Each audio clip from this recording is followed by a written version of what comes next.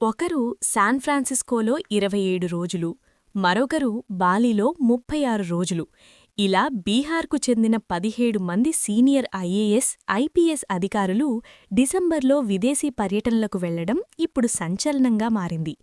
రాష్ట్రం అనేక పాలనాపరమైన సవాళ్లను ఎదుర్కొంటున్న తరుణంలో ఇంతమంది అధికారులు ఒక్కసారిగా వెళ్లడంపై విమర్శలు వెల్లువెత్తుతున్నాయి. కానీ ఇది రూల్బుక్ ప్రకారం కరెక్టేనా? నిబంధనలు ఏం చెబుతున్నాయి? All India services IAS, IPS leave rules ప్రకారం అధికారులకు కొన్ని ప్రత్యేక వెసులుబాట్లు ఉన్నాయి. ఎర్న్ లీవ్ ప్రతి అధికారికి ఏడాదికి 30 రోజుల ఈఎల్ వస్తుంది. ఇవి వాడుకోకపోతే వచ్చే ఏడాదికి క్యారీ ఫార్వర్డ్ అవుతాయి. లాంగ్ లీవ్ సాధ్యమే.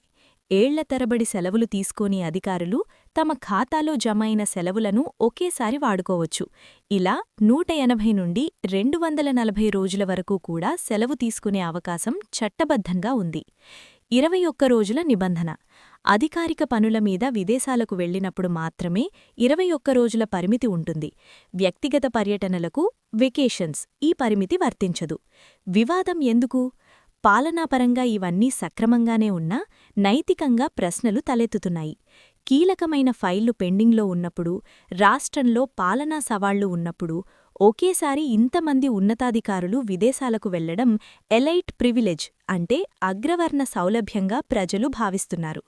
చట్టం ప్రకారం వారు చేసింది తప్పు కాకపోవచ్చు, కానీ ప్రజాస్వామ్యంలో జవాబుదారీతనం కూడా ముఖ్యమే. రూల్స్ పర్మిట్ చేస్తున్నాయి, కానీ ప్రజల నమ్మకం ప్రశ్నిస్తోంది. మరి దీనిపై మీ అభిప్రాయమేంటి? నిబంధనలను మార్చాల్సిన అవసరముందా? కామెంట్ చేయండి.